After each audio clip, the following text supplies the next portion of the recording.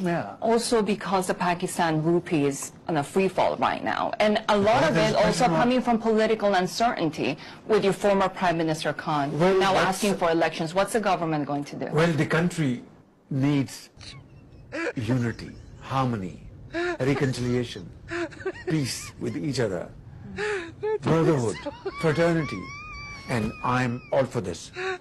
Our coalition government, I'm heading this coalition government. I have articulated this time and again today, before your cameras and talking to you, I would like to convey to all my friends in Pakistan, let's join hands together, let's unite, let's bury our differences, and let's discuss politics some other time. Today is the time to come together and serve the suffering humanity and our brothers and sisters